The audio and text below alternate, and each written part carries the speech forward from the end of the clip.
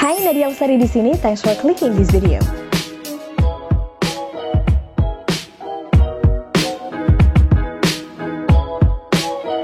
Well, di video kali ini teman-teman aku bakal membahas istilah-istilah dalam dunia voiceover. Mungkin ada di antara teman-teman yang walaupun udah terjun di dunia VO, tapi kadang masih ada nggak tahu ya, ini istilah ini apa sih maksudnya gitu. Ada hal-hal atau istilah-istilah yang teman-teman nggak ngerti nih di dunia VO. Oke, bakal aku jelasin di video kali ini ya. Langsung aja kita ke istilah pertama. Semoga kali ini nggak ada yang protes silau sama cahaya mantul di kacamataku ya. Bingung soalnya gue settingannya gimana sih biar nggak mantul ini. Jangan bilang pakai softland, udah tahu mah itu. Yang pertama adalah tone. Nah, ini sudah aku pernah jelaskan di video sebelumnya juga. Tone adalah pitch atau nada, yaitu tinggi rendahnya nada yang kita ambil ketika kita VO. Tone-nya apa? Low, low tone atau deep, atau medium atau middle, tengah-tengah, atau justru high tone atau tone tinggi atau tone up. Nah, itu namanya tone, nada. Berikutnya adalah tempo. Tempo adalah lambat atau cepatnya suara kita ketika bersuara atau ketika membaca atau ketika nge-VO. Jadi ada tempo cepat, ada tempo medium, ada tempo lambat. Contohnya kalau tempo cepat seperti ini. Indonesia adalah negara dengan kepulauan terbesar di dalamnya. Itu cepat. Kalau medium, Indonesia adalah negara dengan kepulauan terbesar di dalamnya. Kalau tempo lambat atau slow, Indonesia adalah negara kepulauan terbesar di dalamnya. Kayak gitu, paham ya? Lanjut kita ke artikulasi. Ini juga sebenarnya udah sering banget aku jelasin. Artikulasi itu adalah kejelasan kita dalam mengucapkan setiap kata, atau kejelasan kita dalam melafalkan setiap kata. Contohnya kayak gimana sih Kak? Kayak gini nih. Kalau artikulasi yang jelas, itu kita ngomongnya Indonesia adalah negara kepulauan terbesar di dunia. Itu artikulasi yang bagus. Kalau artikulasi yang kurang bagus atau nggak jelas, itu kayak gini teman-teman. Indonesia adalah negara kepulauan terbesar di dunia. Pokoknya ada kata-kata tertentu yang beribet, itu berarti dia punya artikulasi yang kurang baik. Jadi sekali lagi artikulasi adalah pelafalan kata. Berikutnya ada intonasi. Ini berhubungan erat banget dengan artikulasi. Jadi artikulasi sama intonasi ini kayak harus klik gitu loh. Kalau intonasi itu nada nanti bingung sama tone lagi.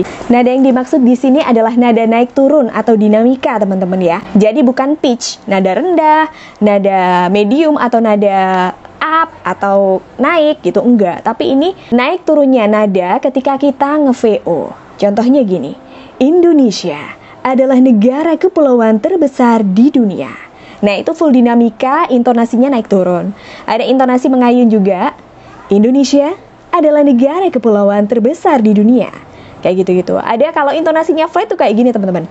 Indonesia adalah negara kepulauan terbesar di dunia. Cenderung flat, kayak gitu. Itu intonasi. Berikutnya adalah take VO atau take VO. Ini juga teman-teman pasti udah tahu semuanya ya. Take VO atau take VO itu ya pas kita nge-VO di studio atau di rumah pakai mic atau pakai clip on juga boleh. Pokoknya ketika kita record atau rekaman itu namanya take VO. Jadi kalau ada orang yang bilang, aku lagi take VO nih, teman-teman mikirnya jangan dia mengambil VO, bukan, tapi dia lagi rekaman voice over. Dia lagi rekaman. Itu namanya take VO atau take VO. Berikutnya adalah smiling voice. Nah, ini juga lekat banget dan aku yakin teman-teman di sini juga udah akrab banget dengan istilah smiling voice. Nah, teman-teman, smiling voice itu adalah kita membaca dengan mulut tersenyum. Ini efektif banget untuk memunculkan kesan atau mood ceria, muda, cheerful, ramah, luas seperti itu. Contohnya gini. Hai, apa kabar? Nadia di sini. Kamu semoga baik-baik aja ya. Bandingkan dengan ketika kita nggak pakai smiling voice. Hai, apa kabar? Nadia di sini. Semoga kamu baik-baik aja ya.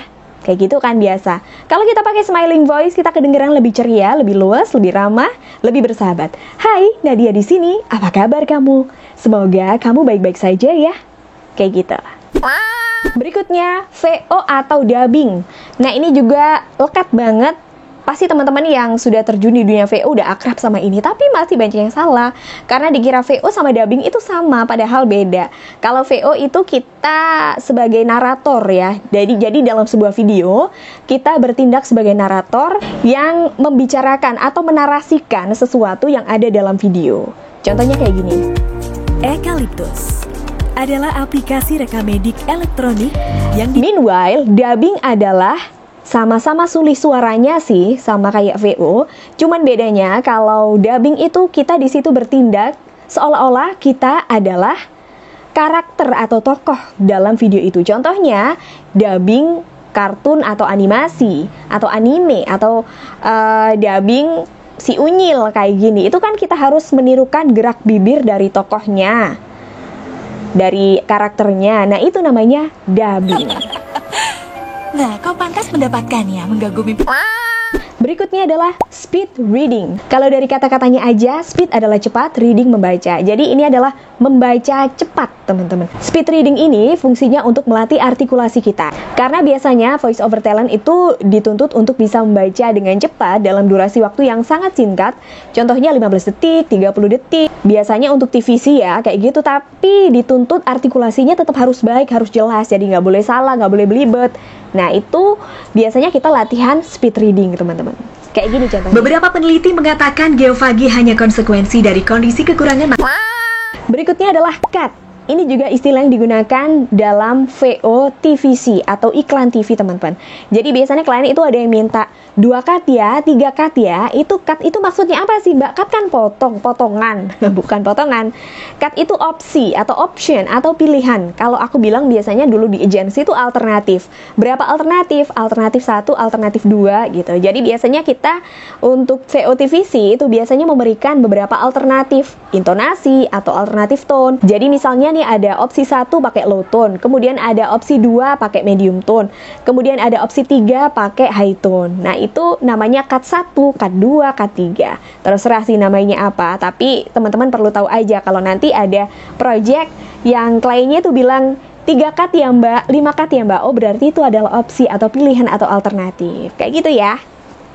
Correct me if I'm wrong. Sebenarnya banyak banget teman-teman istilah-istilah dalam dunia VO, tapi untuk sementara itu aja yang baru aku inget gitu ya. Kalau teman-teman ada atau inget istilah lain yang belum aku sebutin di sini, boleh sebutin di kolom komentar.